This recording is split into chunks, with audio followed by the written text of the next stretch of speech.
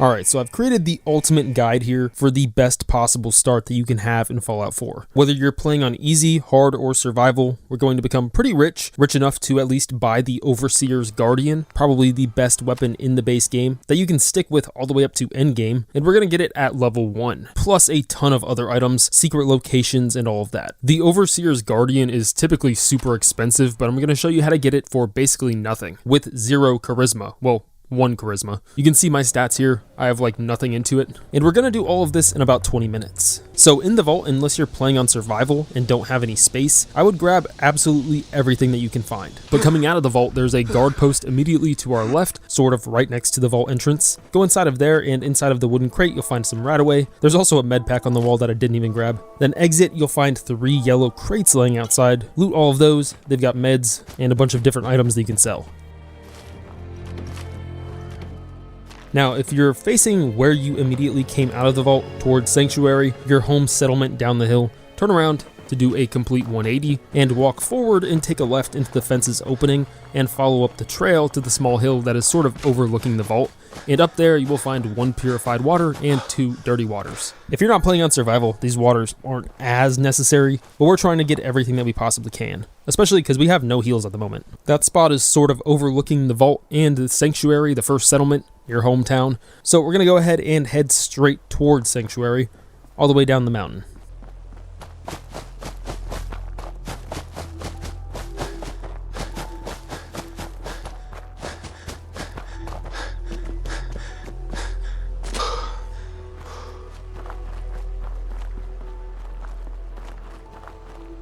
Immediately after you cross the bridge into Sanctuary, you will find a suitcase on top of a car. At least every single playthrough I've had in this game, since I can remember, always spawns some piece of clothing that gives you 2 charisma. Sometimes it's a clean tan suit, sometimes it's a dress, sometimes it's another suit. If you for some reason don't have any of those in here, we'll go over to another spot in a minute that gives you a piece of clothing too, because we're going to need that. But really, if you loot all of the houses, loot all of the dressers and the suitcases, you will find something. So feel free to loot all of these houses right now if you want. It's a lot of good loot in all of these houses. We'll go to a couple of them in a minute, but we're going to head all the way down to the very last blue house straight ahead, and behind it you will find the root cellar. Inside of the root cellar you'll find a bunch of different canned items, canned foods, meds, stim packs, but over here on the left hand side in the beer crate you'll find Gwinnett Stouts. Those Gwinnett Stouts each give 1 charisma when you drink them. I wouldn't sell these, I would save these because they're actually super rare to find. I believe there's only a couple of total locations in the game with Gwinnett Stout in them, otherwise you have to craft them.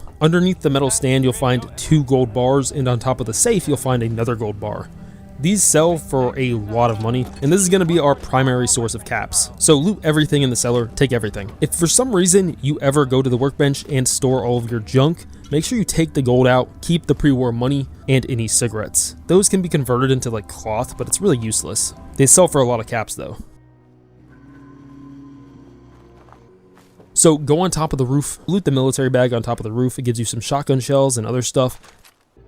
Then drop down into the house, and in the last bedroom on the right, squished between a crate and the dresser, you will find some mentats. The mentats are super important for this, okay, so grab those for sure. If you miss anything, don't miss those. In the closet you'll find a cap stash, and then we can leave the house and head to the other blue house at the end of the cul-de-sac, where usually you'll find some boat flies in here. I already got rid of them, but underneath the crib in one of the bedrooms you'll find a safe. It has a novice lock, so as long as you have bobby pins, you can open it.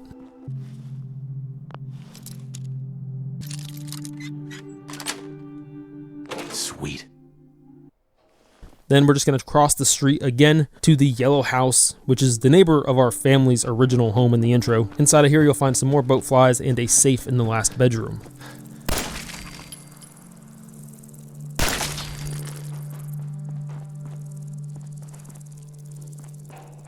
It's also a novice lock on that, so anybody can open it. But in the bedroom across the hall, you'll also find a clean striped suit, or at least mine is a clean striped suit.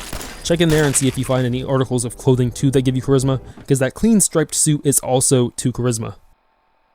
Then go next door to your actual family's home, and inside of the liquor cabinet, you should find some sort of alcohol. Usually it's some type of alcohol that gives you charisma. If it gives you beer or something like that, I mean, that kind of sucks because it doesn't give you charisma, but I mean, it's not the end of the world. If you don't get one of those, you'll be fine.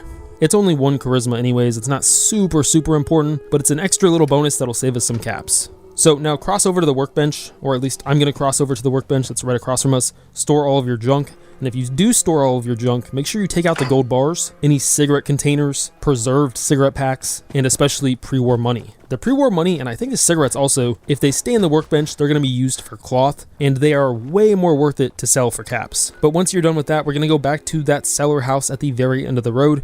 It's here on the map, and I'm going to actually put a little pin of the location we're heading to. You don't have to, just follow where I'm going. Head directly behind the house outside of the neighborhood towards the body of water, the lake.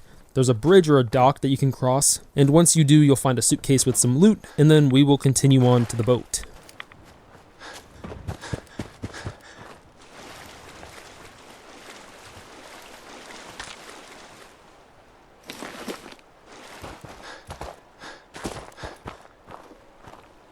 Alright, so when you get to this boat, it's right here on the map. I actually had my pin a little bit off, but pretty much directly where I just laid my pin. We're going to dive underwater, straight ahead of where this boat is, just hug the bottom. And if you just pretty much go straight down, you will find another boat that is sunk to the floor, which you will need another bobby pin for in order to grab a 10mm pistol, some ammo, a mine, a pipe rifle, and just a bunch of different good loot. Now you can exit the water, take a right, continuing along the path of where we were originally heading, and we're going to go up the mountain to the robotics disposal ground.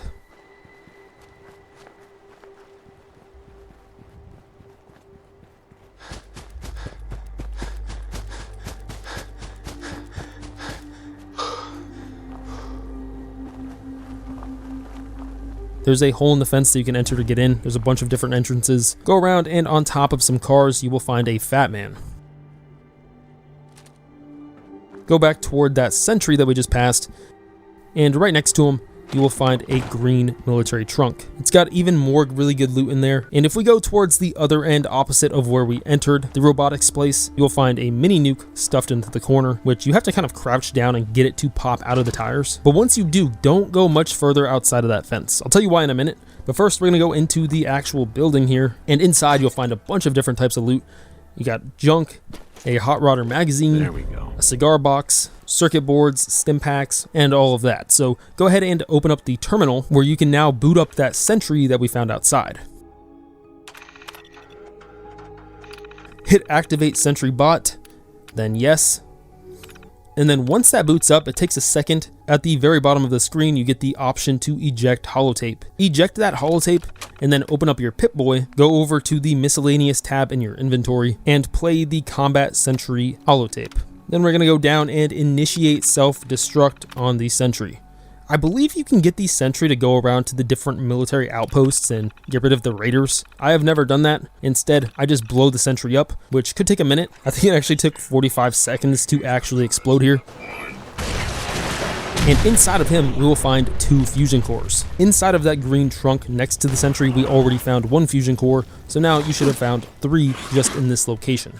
There was a mole rat attacking me, but usually you don't get any enemies here. If you were to turn around back towards that mini nuke and go down that hill towards the satellite array, there is a set of power armor literally right under this hill. But for now, we're just going to go back down this mountain and follow along the path around the lake. The reason I'm not grabbing that power armor yet is because power armor in here works like at certain levels. If you enter an area with a set of power armor, you get different versions of that power armor depending on your level. If you come back here at a later level, the highest level being 28, where you will get the XO1 power armor to start spawning, then you will get an XO1 suit instead of the T45B. So if you go over there right now, you'll get a T45B set of power armor. If you wait until level 28, you'll get the XO1. And if you go somewhere in between, it goes to different versions of the power armor. But for now, we're just going to come over to this location, which you can find here on the map along the lake, where you can hit a switch. And if you follow the path up that the switch is leading to, follow the pipes up, you'll find a yellow control box. And if you open that yellow control box up, you'll get 3 different cap stashes. Some 44 ammo and a 44 revolver, some other loot, Radaway, Radex, and a bunch of other stuff. There's also a hunting lodge nearby. You can actually hear the guy talking. I didn't go there right now, but if you want extra loot, you can go there too. But for now, we're actually going towards the Red Rocket gas station where you find dog meat. We sort of went in a giant circle.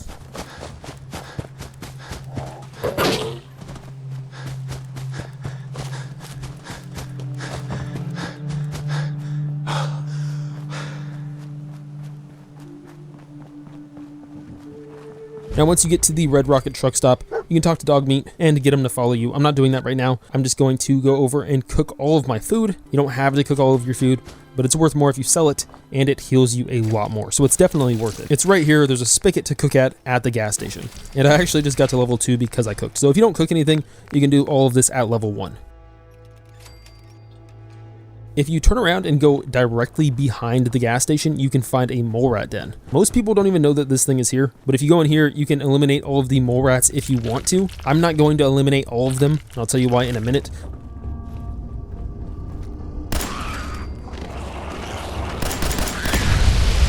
But for now, I'm just going to go over onto the right-hand side, grab our fusion core. I believe that's our 4th or 5th fusion core that we found so far. And then if we go along the other pathway at the opposite end of the den, we can head on in there and open up a safe. This safe gives us a mine, medics, ammo, and all of that. But if you pick up all of the fungus and mushrooms around here, if you're playing on survival difficulty, these things help a ton with making antibiotics. I believe there's 40 different glowing fungus and 40 of the other thing that's along the walls. Exit the den and head over towards Concord, where we're not going to go all the way into Concord, but we're going to enter this house, and on the right hand side, if you open up the fridge, you will find a Nuka-Cola Quantum.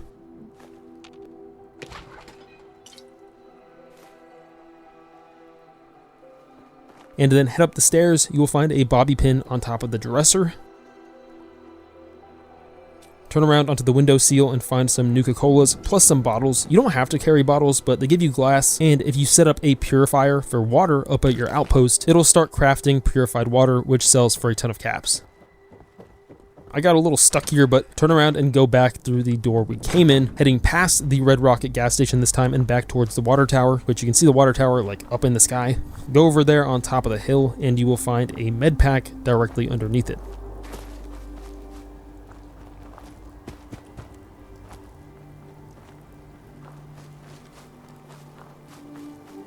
Now pick up the stim pack in the right away, take a left, and you will find a trunk here in a grave. Now the reason I didn't take out all of the mole rats is because I have heard that if you don't eliminate all of them, this chest will respawn over and over again with better and better loot. I have never been able to get it to do that, but apparently it works. I'm instead going to go over behind the water tower into this safe, which has, I believe, like 3 different stim packs and loot. I already collected it, but go ahead and grab those. And then we're going to run back towards the water tower and take a right. I ran all the way back here towards the water tower because on our right hand side sometimes boat flies will spawn there and try to attack you. It's up to you if you want to defeat them or just run past them, but we're going to go over towards Abernathy Farm and sort of past it.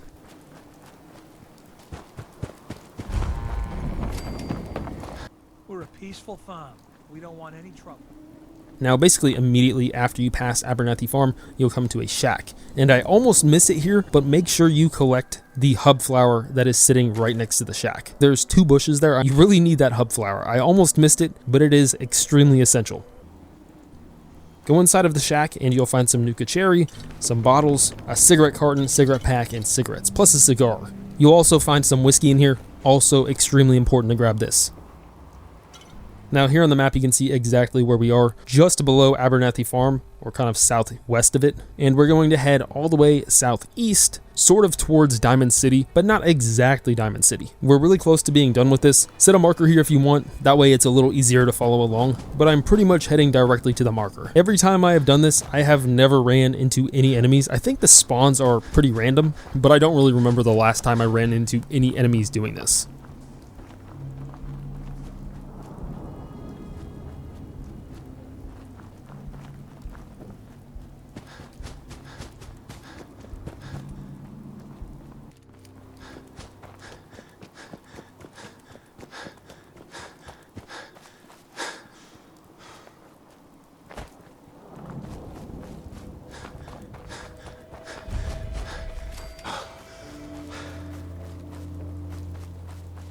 Once you get a little bit down this mountain, you will find Walden Pond. If you see that sewer entrance there, I'm not going to go into it, but inside of there is the Big Jim wrench. It's a unique wrench, plus a ton of other loot. There's also a hunting rifle in there inside of a military bag, so you could craft a sniper rifle out of that if you wanted to, but for now, I'm just going to skip past it. You can come back here or fast travel here later on if you want.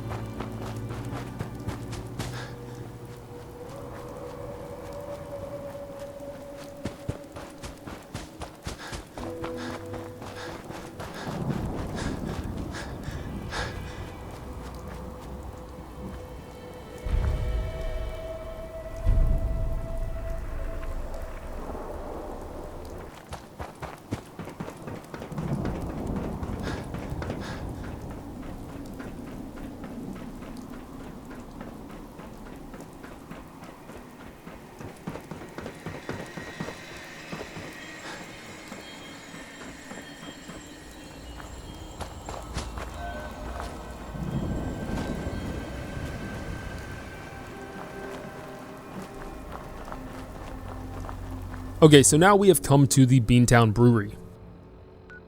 If you're looking here on the map, we've just come all the way down here in just a couple of minutes. We're halfway across the entire map already. You'll find a hole in the fence. If you have a marker set, it should be pretty easy to find where we're going. If not, just follow me, and we're heading towards a shack.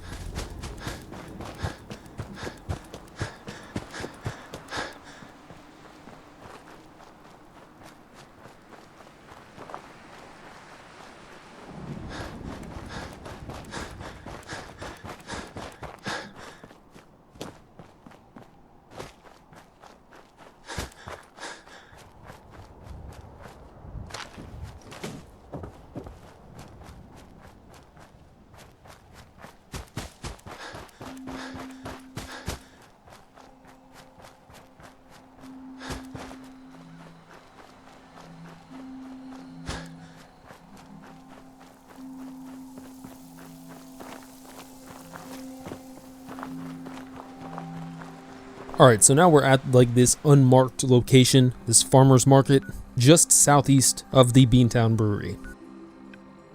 You can grab all of these melons and carrots if you want. I'm not really going to mess with them, but go ahead and go behind the cash register. You can loot the shopkeeper, the trader if you want to. Grab the pre-war money inside of the cash register, but the biggest thing we want is the day tripper that is right under the cash register. That is extremely important. So go ahead and grab that and then turn around to the door that has a novice lock on it.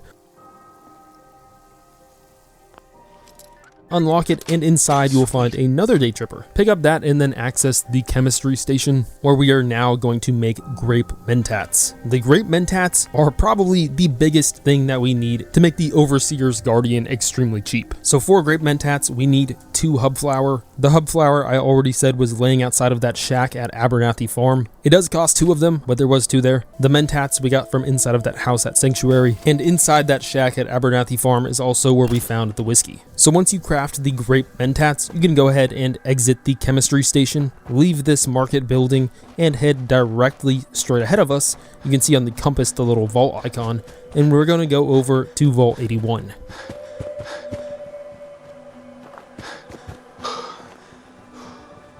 Enter inside of the cave. There might be a trader sitting outside of here. Don't trade with them right now. You can sell your things for a lot more inside. But once you enter here, go ahead and open the vault door controls. If you're not playing on survival difficulty and you're able to save right here, go ahead and save. And if you want to, if you have anything extra, like any extra Gwinnett Stouts you want to toss on your suit, anything that's going to buff your charisma that you don't have to waste that we didn't say we exactly needed, you can use it right now, but mostly save them for here in a few minutes. To enter Vault 81, you need either 3 fusion cores, which we have more than enough of already, but if you are able to save, it's better to not spend the fusion cores and just pass the speech check. I saved the game and just kept reloading it until I passed the speech check. It probably took me 5 tries because with the suit on, I still only had a charisma of 3. But once you either spend the 3 fusion cores to enter or pass the speech check, either one is fine. The fusion cores aren't the end of the world. But enter along the walkway inside of Vault 81, talk to the Overseer. You can't really go anywhere until you talk to her, and then follow along straight ahead, open up the sliding door, and into the elevator. Ash! Damn it. Immediately when you come out of the elevator, you can take a right to enter the depot. You can save again if you want to, just in case, because we're going to be using all of our charisma items, and if you mess up somehow, I don't really know how you can mess this up, but if you mess up, you can just reload, because this is going to be where we purchase the Overseer's Guardian. So I'm going to open up my Pip-Boy and take the Bobrev's Best Moonshine. You might not have this, but you might have any type of alcohol that gives you charisma. We got this from the liquor cabinet inside of our home, so go ahead and pop that. Then go on down to the Day Tripper. We should have 2 of those. You only need 1. I don't believe these stack. And then go down to the Grape Mentats, which buffs our charisma by 5. So after you use those Grape Mentats, go on down to the Gwinnett Stout and drink one of those. That also does not stack. So if you drink 4 Gwinnett Stouts, it's not going to do anything extra, anything more than 1. So if we take a look at my stats, I had a charisma of 1. So popping all of those aids that gave us charisma and wearing a suit or a dress that also buffs your charisma by 2 took my charisma from 1 to 12. So if you had any points into charisma, it's going to buff it a lot more. So talk to Alexa Alexis, the shop owner, and then go over to her weapons, the Overseer's Guardian. Right now my charisma is again only 12, but it's gone down to 1,914 caps. You can also purchase her unique armor if you want to. I'm not going to, but they are there. I'm gonna start selling my junk. We have all of the cigarette cartons, all of the cigarettes, the gold bars, which take down the cost of the Overseer's Guardian a ton, the pre-war money, and then over in miscellaneous we can find the Hot Rodder magazine that we found earlier. Sell that since you already get the points for it. And then we're not married anymore, so I'm gonna go ahead and sell the wedding rings too. The wedding rings are worth a pretty big chunk of caps, especially at the beginning of the game. I'm going to sell all my extra weapons. You might not need to sell all of this. It just really depends. You should have way more than enough than you need for the Overseer's Guardian, even if your charisma was not as high as mine. But I'm really selling just about everything so that I can also purchase 45 ammo, because the Overseer's Guardian uses 45 rounds. So I'm going to keep selling my stuff and buying more 45 rounds until I have nothing really left to sell. You can also sell the fusion cores or the mini nuke if you want. I don't really recommend that unless you really need ammo or still don't somehow have enough caps for the Overseer's Guardian. But I mean, those sell for a decent amount. And that's pretty much it. You should have the Overseer's Guardian. I also have 230 different rounds for the Overseer's Guardian, and I didn't even sell everything. And this weapon is extremely good because it shoots just an extra projectile for really no reason. It doesn't spend any other ammo. You basically double tap enemies, or you could think of it as dealing double damage. It's pretty insane, but that's pretty much it. Don't forget to leave a like and subscribe for more Fallout 4 videos. I'll have another video up on the update and a ton of other things. See ya.